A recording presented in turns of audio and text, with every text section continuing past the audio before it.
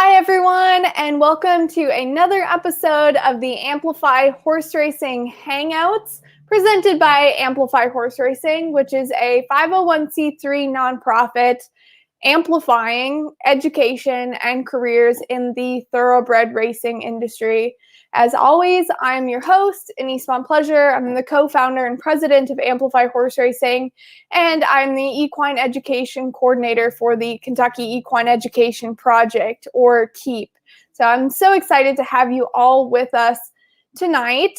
To give you a bit of background on the Horse Racing Hangouts, if you guys are new to us, this is exactly that. This is meant to be a hangout with thoroughbred industry professionals to educate and make the thoroughbred racing industry as accessible as possible to industry newcomers. And we do that by these industry professionals joining us to share their own experiences of how they became involved in the thoroughbred racing industry, how they navigated their own educational pathway that ultimately led to their career that they are currently in, along with sharing some valuable advice that will hopefully help you as you navigate your own career and educational journey.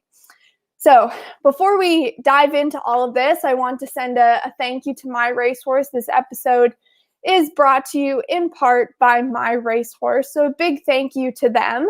And then a couple other resources to share. If you haven't checked out the Amplify Horse Racing podcast yet, and you enjoy the Hangouts, then I definitely recommend you go check out the podcast, which is pretty similar in the style of the Hangouts. It's educational, it is family friendly, we have industry professionals, and it is co-hosted by myself, Caitlin Christofferson, and Joe Mason, three young professionals in living in different areas of the country and working in different sectors of the thoroughbred industry. So go get that where you get your regular podcasts.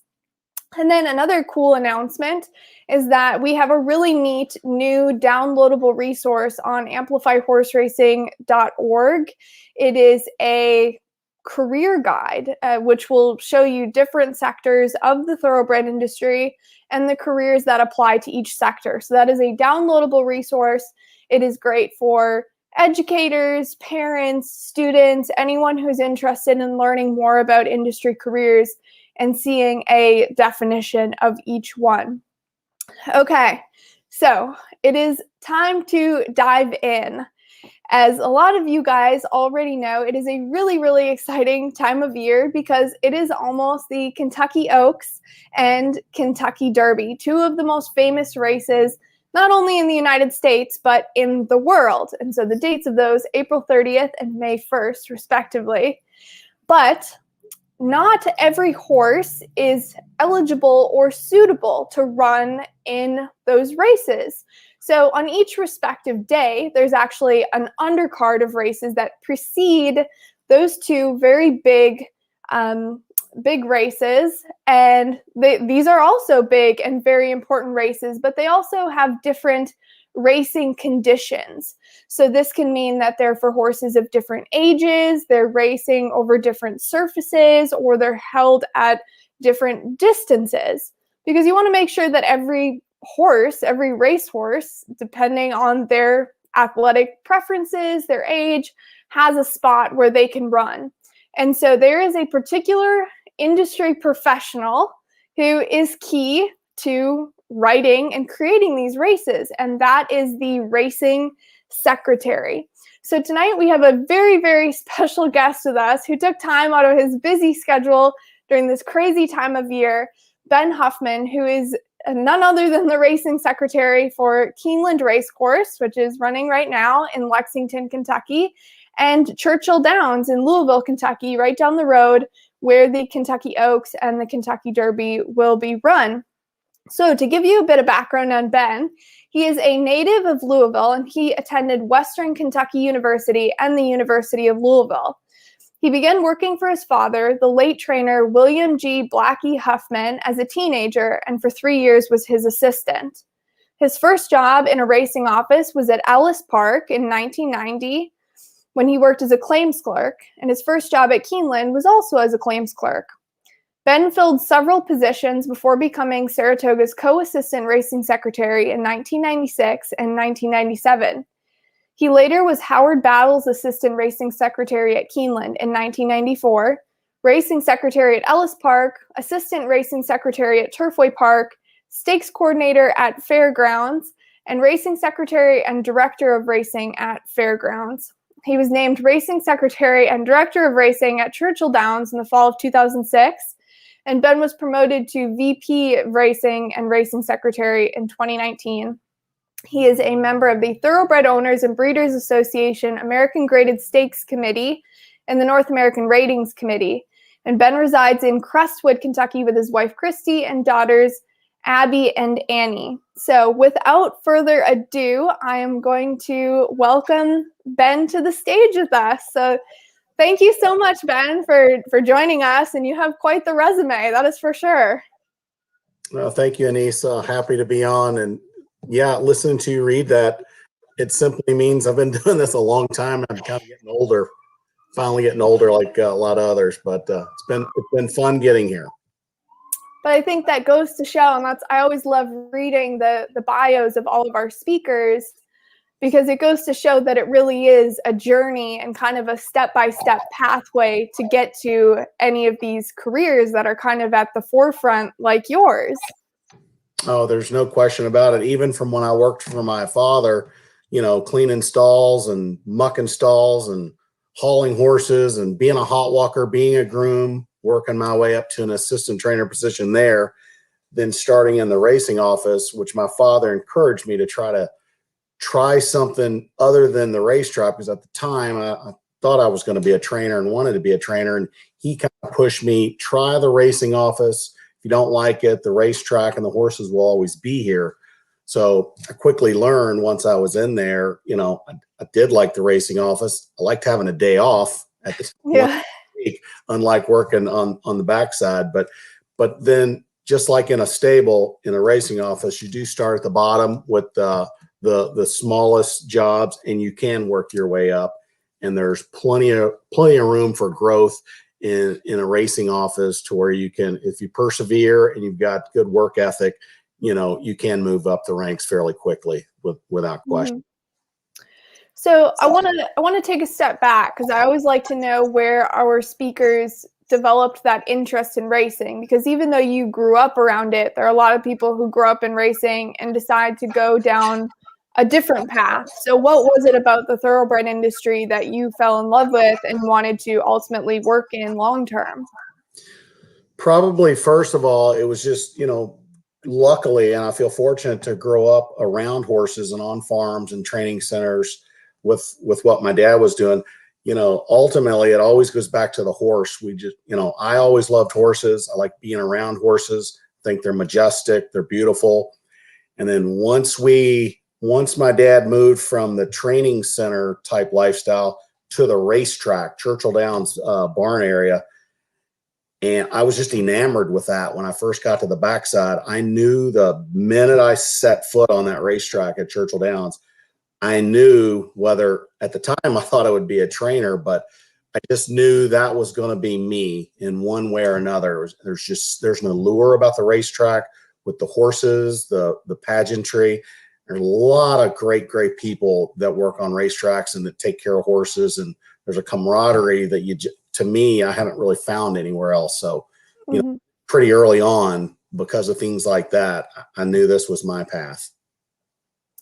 And so you already mentioned that you were involved in a lot of different jobs, from hot walker to groom, and experiencing a lot of those different elements. And so why is it important to kind of get your hands on a lot of different aspects of the racing industry to learn and work your way up?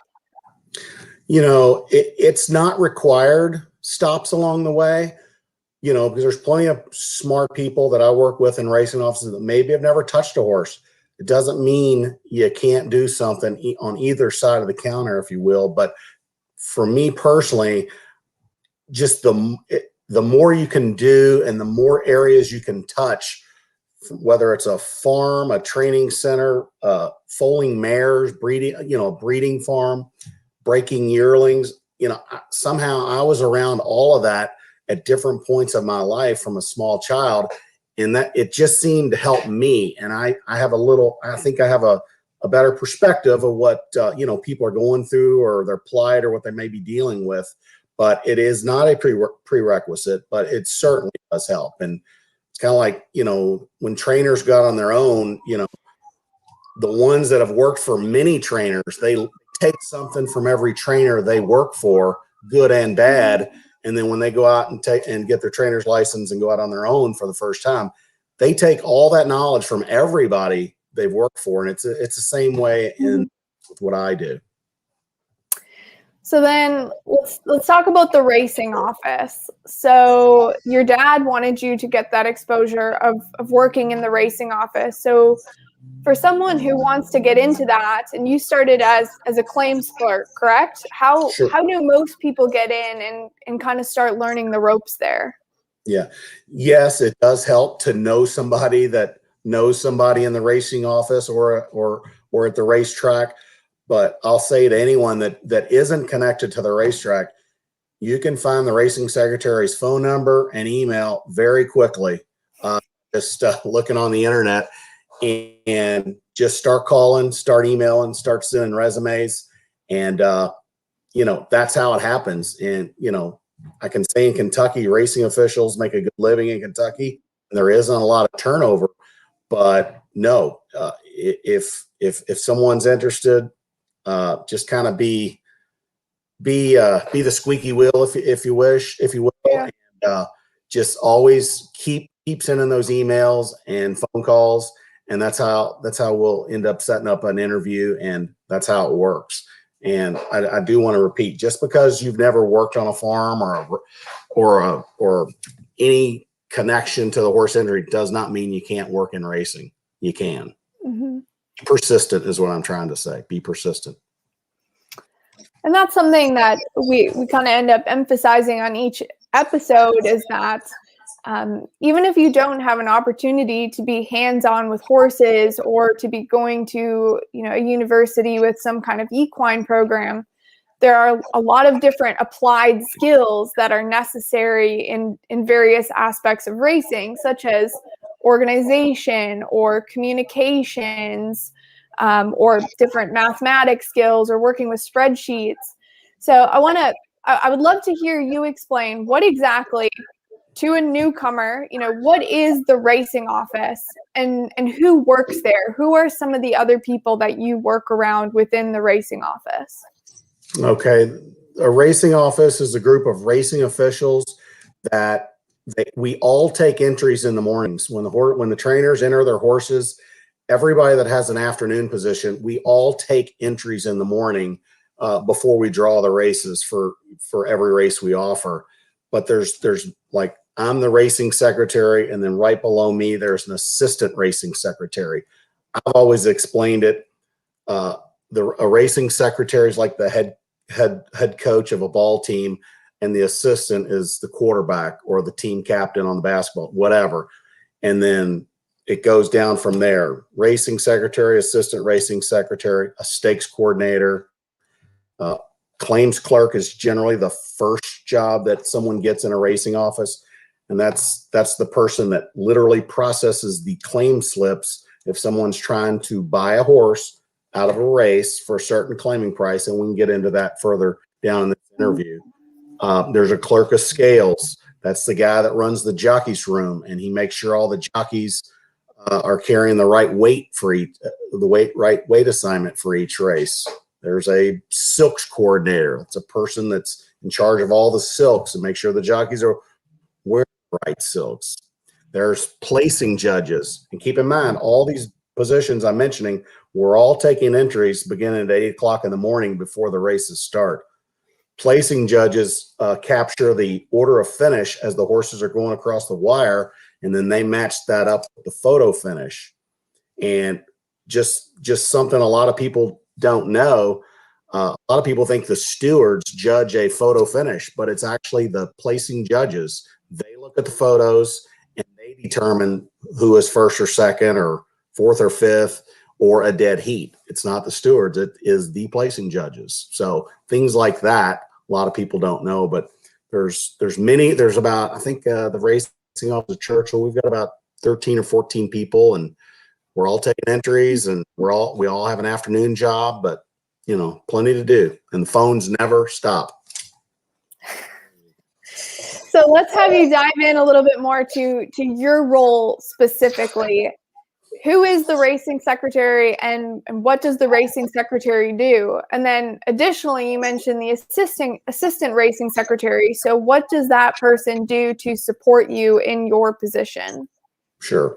I'll start with my job. As any racing secretary at any racetrack, their primary job is to write the condition book, write the types of races for every day that we are going to race.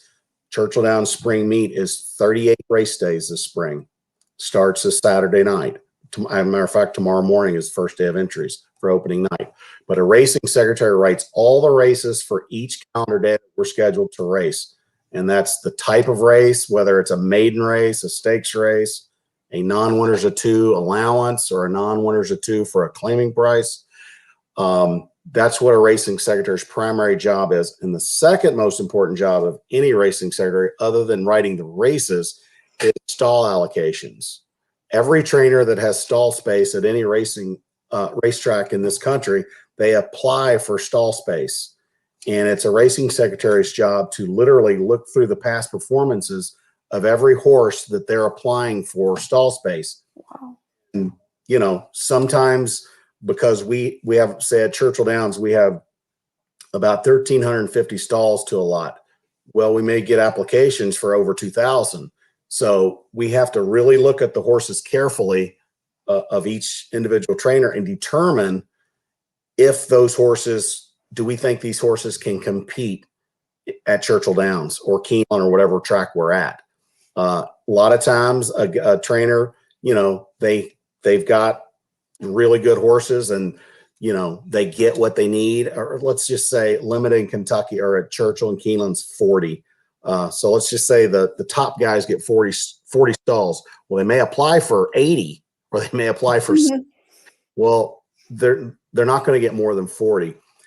And then where it gets tricky on stall allocations is, sometimes we can pick up any kind of number. A guy he applies for 30 stalls. And after we look through the past performances, like, boy, only half of his horses look like they can compete here. So that's 15. What will he do with the other 15? Will he send those to another jurisdiction and send us the 15 we say yes to? Or will he get frustrated and just not take any? So it's a real balance trying to get the right number. And, and it's a hard job, and, sometimes it's not easy. A lot of times we can get the trainers to what they need to actually come and ship and stable here, but it's not perfect all the time. And, we've been known to give a guy a certain number of stalls, and it's like, I can't come with that number, and they'll go to another racetrack. So there's all sorts of things like that, but ultimately we have to make these numbers work in the number of stalls, and it is not easy. But we are trying to pull in horses that fit the races in our condition book. And I've been doing it in Kentucky for a long time now, so I've got a really good idea what it takes to compete in Kentucky. And Kentucky's really hard. It's really tough racing. And sometimes people want to be here, but it's really tough when you have to tell somebody, I don't think those horses can get here. It's not easy. It's not easy, but that's kind of how that works.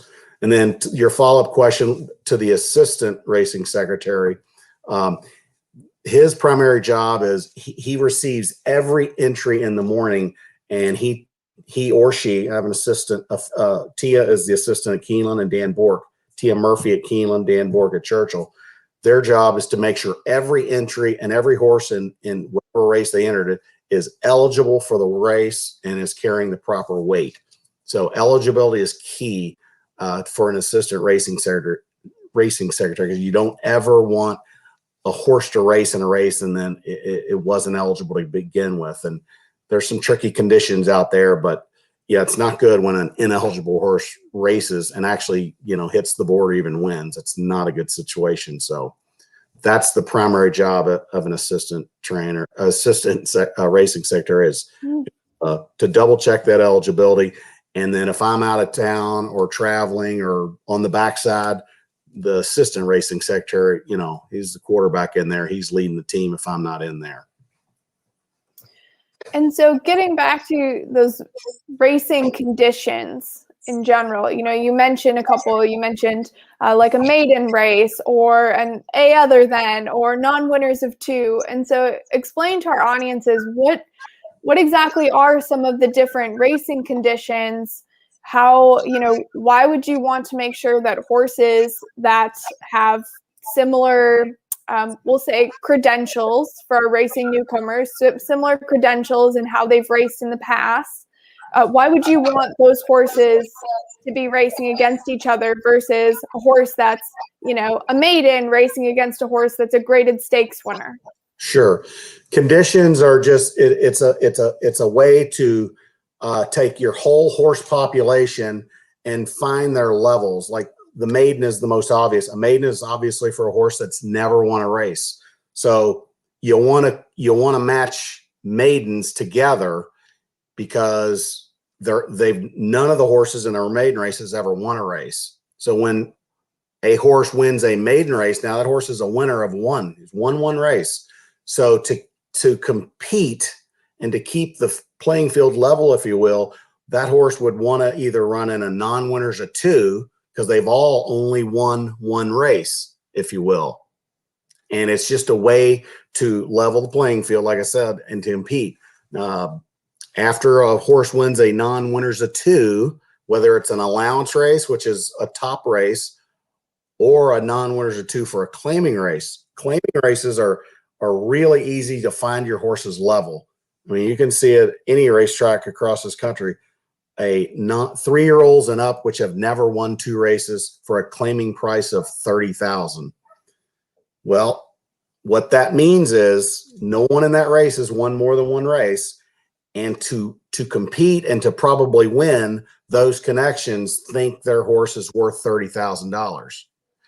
If they think their horse is worth $50,000, they're not going to run in a race non-winners of 2 for 30, because yes, it would probably win, but if it's a claiming race, someone's going to buy that horse and get a pretty good discount. So conditions of races are just how to level the playing field and group similar type horses in the same arena, if you will. And so you are a member of the Thoroughbred Owners and Breeders Association American Graded Stakes Committee and the North American Ratings Committee.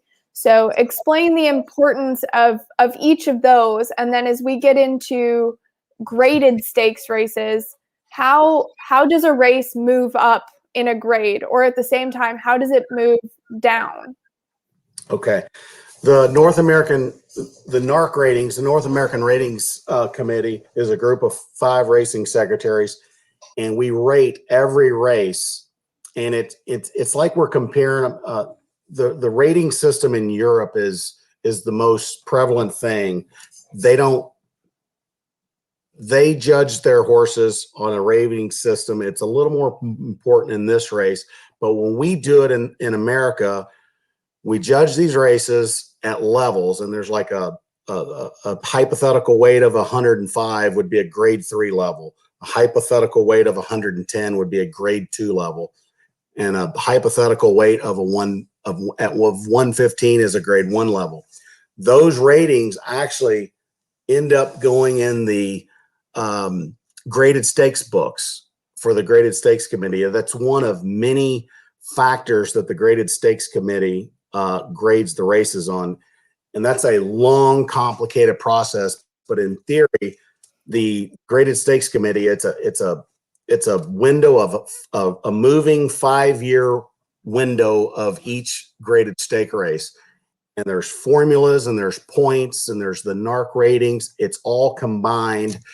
And then the Graded Stakes Committee, they vote on these races to go up or down or stay the same. And it's a tedious process.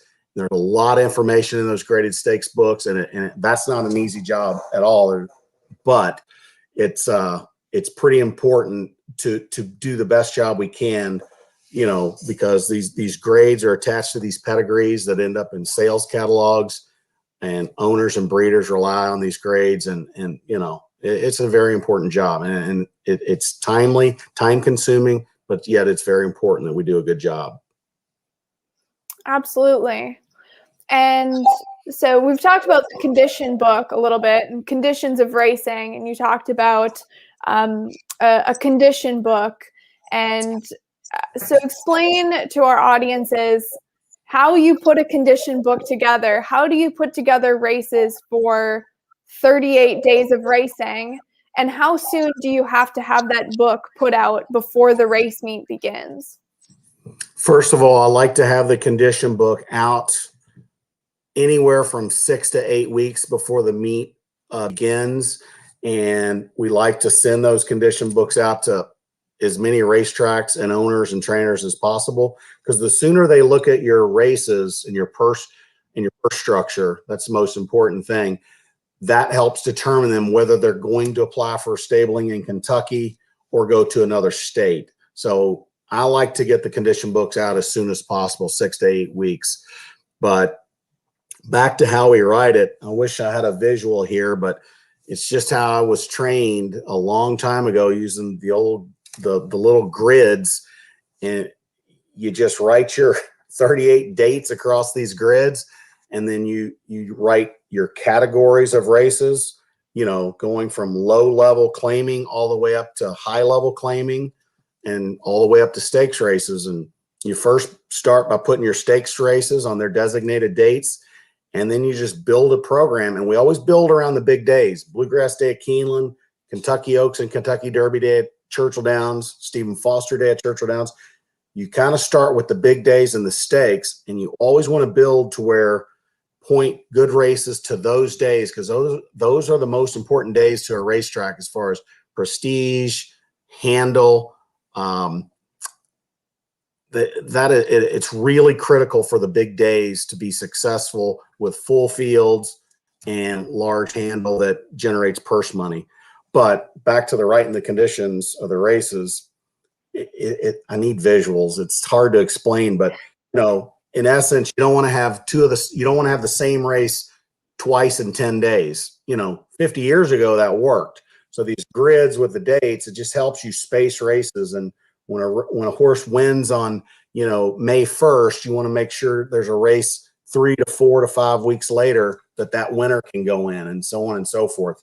It's just building the race program with proper spacing. And it can be tricky, because sometimes I want the races a little closer so I can offer more races. But, the trainers are tending to want more time between races. So racing secretaries are adjusting how they space their races. Like, it's totally different than when I started 30 years ago, race spacing.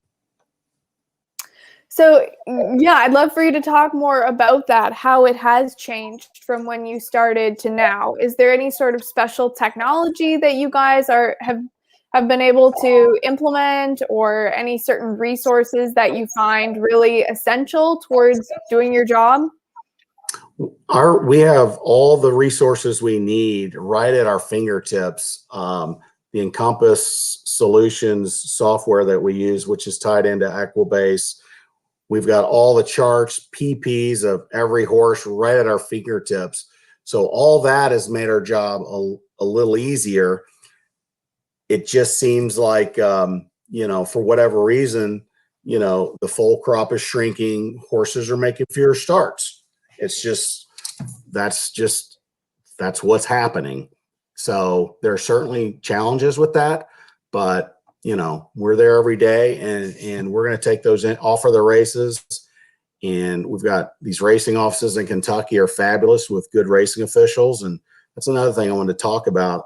I guess now is as good a time as any, but the racing staff at the racing office in Kentucky, like for instance, there's 3 racing secretaries that work in the racing office at Keeneland, and there's 2 or 3 racing secretaries at other racetracks. They're a part of the staff in these racing offices. So I did want to touch on that, because the racing officials that work for me are tremendous, and they make my job a lot easier, and they make me pretty good most of the time. But I'm not afraid to bring in racing secretaries from other racetracks to work for me, because they've seen it, they've done it, and they're just bringing that knowledge from where they've worked into our racing offices here in Kentucky. And we got a great group here in Kentucky.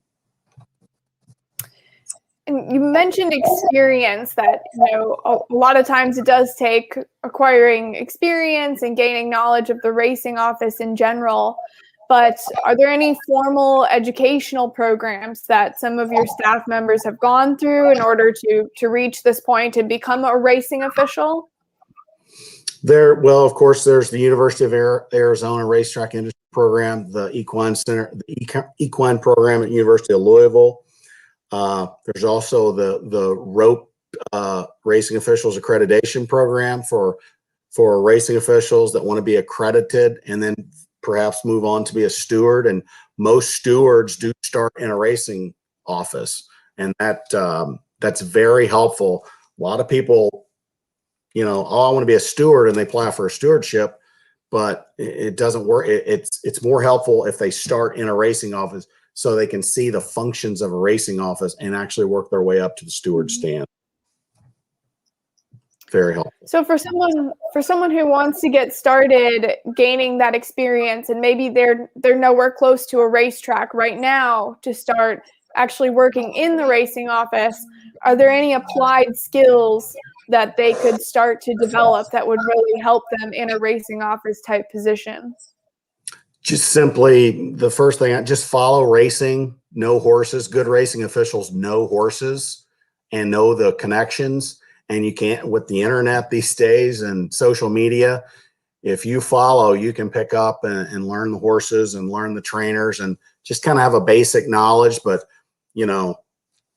once you get in a racing office, and I also want to mention, if someone wants to be a racing official, you gotta be okay with working on weekends and holidays, and you have to be okay traveling.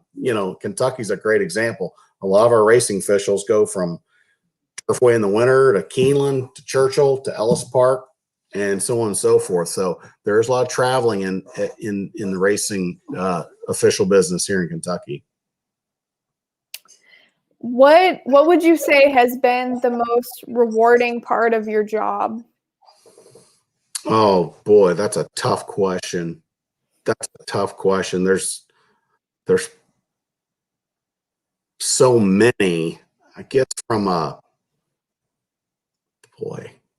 a general overview of, I feel blessed to work at Keeneland and Churchill Downs, and I've worked at every track in the state, but simply seeing the top trainers and horses and jockeys that come through Keeneland and Churchill, and for Oaks and Derbies and Bluegrasses and Breeders' Cup, we've got a front row seat to all that. I mean, I just feel really lucky and blessed to have a front row seat I've seen some great horses right here in Kentucky up close and personal. That's really neat. And then from within the racing office, just as far as my job goes, my most important job is writing the condition book. And sometimes entries can be tough or slow and short fields. That's never fun. But when the races in the condition book sort of fill as they're planned, and they're big numbers, which we all like and the handicappers like, that's a very satisfying feeling when the condition book races seem to be working and filling, and everybody's happy, because it's really hard on the trainers when they're pointing for a race in a condition book. They may be pointing for a certain race for a month, 6 weeks. And if we don't get enough entries and we can't use it, those 4 or 5 horses that did go in the race and we didn't use it, that's a big deal to those owners and those trainers. So it's really important, and we work really hard of filling the book races, the condition book races that we do right. It's very important that we make as many as we can that we offer. So when that goes well, it's very satisfying. Ben, we actually have a question here, and I do want to remind audiences, if you have a question for Ben Huffman, please comment on whatever live stream you're watching right now. If you comment, we can see your comment. I will bring it up on the screen, and Ben will answer it. So our first question is from Brittany Bell.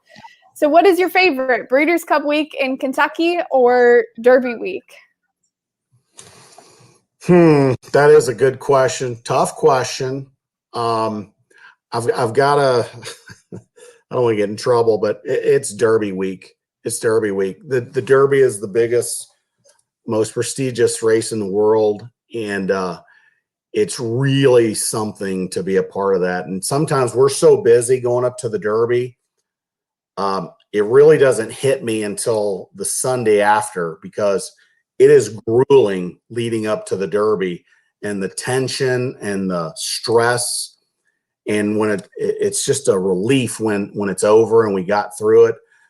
But on the flip side, the Breeders' Cup Week, and I'll never forget Zenyatta Blame at Churchill Downs, or American Pharaoh, the Triple Crown winner, turn for home with his ears pricked at Keeneland. So that's really cool too. So they're hard to separate, but maybe just a nose with the Kentucky Derby Week. So what is your life like right now? I mean, we're gearing up for, Derby Week is right around the corner. So how are the stress levels right now? Is it like old hat at this point where it's just like, well, Derby Week, or every year do you kind of feel like you have to gear up for that? No, it's stressful. It's stressful. And I can speak for myself. I put more stress on myself because, Keeneland and Churchill Downs and Kentucky racing is so important. And, and I'm competitive. I want Kentucky to be the best racing in the country. And we want big fields. We want our handicappers happy with the product we're putting out there. We've got great owners and trainers that race here in Kentucky, and it is stressful. It is stressful, and Derby Week is a beast, because not only is it Oaks and Derby. I mean, we've got all these undercard races, 18 stake races Derby Week, and we're calling people daily, and we're trying to get horses from out of town to run in our races, and we're calling connections of horsemen on our own backside to race with us, and it's busy. It's really busy, but it's a good busy. Couldn't think of any other racetrack I'd want to be at. Better than to not be busy, I'm sure. Exactly. Absolutely. We actually have another question. How is the racing office going to adjust the racing with the Churchill turf course renovation? That's a great question.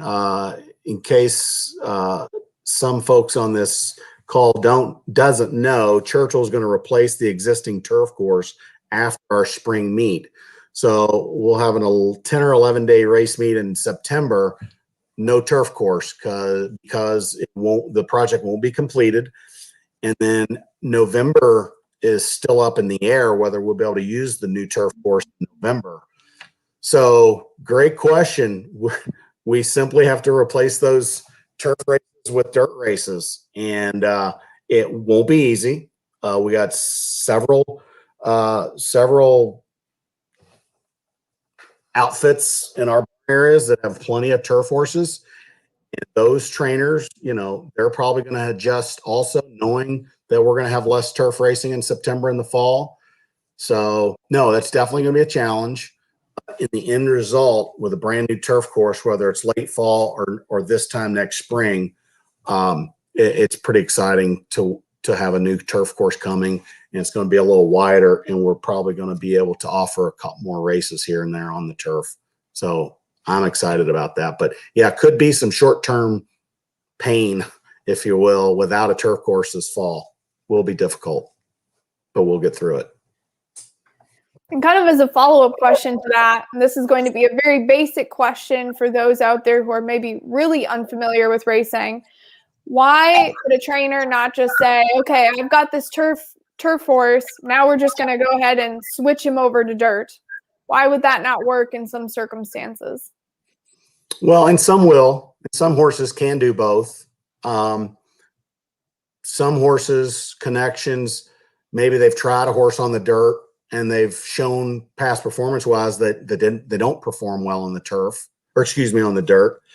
Some horse pedigrees are turf sire, turf dam, and the entire family's turf. And perhaps they don't breeze well on the dirt. There's many factors. That's probably a better question for some trainers that have been doing this a long time. But yeah, that there's many answers for that. But most of the time they've tried the dirt, or they can tell in morning workouts that perhaps they don't prefer the dirt as much. Just had to throw that out there in case we had some newbies who are really curious. I'm all for some of those turf horses trying the dirt a few more times. There you go. Seem a little more difficult to fill sometimes than turf races. Yeah. Come on, trainers, switch it up every now and then. I'm for that. Good idea. So I'm going to say to our audiences, I'm going to throw out a last call if anybody has any questions, because we're going to be wrapping it up soon. And while we hopefully wait for those questions to trickle in, Ben, what is your favorite racing moment of all time? Something that has just stuck with you very deeply. Boy. Probably the Breeders' Cup Classic, Blame and Zenyatta. I remember I was in a box in the grandstand that night. It was under the lights. And I watch the Derby a lot of times on the racetrack, not in a box or a grandstand. So I don't feel what the building's like, but in a box that night when Zenyatta first started, coming after Blame, the crowd they were just so rowdy, but the building was shaking. I've never felt that before. And that was very exciting because her undefeated streak was on the line, and she didn't get there. And then at the wire, when everybody realized Zenyatta didn't catch Blame, it was just dead silence. But during the stretch run, the building was shaking. I'd never felt that before, so that's pretty exciting. That was such a day, and that was actually my first time ever going to the Breeders' Cup, and I happened to be in Louisville for a 4-H event as a kid, and we were able to my mom and I got tickets to stand in the paddock area for the Breeders' Cup races. So we got our tickets, we went in, we stood by the paddock area all day, and I was a big Zenyatta fan. And I remember that dead silence and watching the race on the big screen, and such a great moment for anyone who hasn't looked up that race. Definitely do so. And I guess two last really important questions. I cannot forget about these two. One, your greatest piece of advice for a young person looking at getting into the industry, regardless of job, whether it's something in the racing office, something in any other aspect of the industry. And two, the importance of finding a mentor to help kind of usher you in. Sure. First, I'd say perseverance and work ethic is key. Just outwork everybody. Persevere, and when you do get there, outwork everybody. And that always stands out. That always stands out. And as far as a mentorship, I had a couple of mentors as I was coming up. The late Howard Battle at Keeneland, and Jerry Botts at Churchill, and Rick Lee at almost all the racing secretaries I worked for, I considered mentors. I learned a lot from them. But it is key, and we're so fortunate to have good racing officials, and not just me, but there's other great racing officials in Kentucky. And if anybody's ever lucky enough to work with us, it's a good experience. But no, it's really critical to have a good mentor or a strong advocate to help you along the way, because there's a lot to learn. I'm still learning things every day. Racing game is ups and downs. It's fluid. It's hard a lot of the time. Sometimes some days are better than others, but when you got a good group of people you're working with, they're going to help you through it. That's big help. Ben, that's great advice, great insight. I think all very important for people to hear. I think the piece on perseverance comes up in almost every single one of these hangouts that, Sure. it is hard work. It's long hours. The industry never stops. Horses need to be taken care of 365 days a year, all the time. And, that's a lot of the jobs require the same level of hard work and dedication. And so, I think that's very important. And, finally, one last question. I meant to ask this earlier.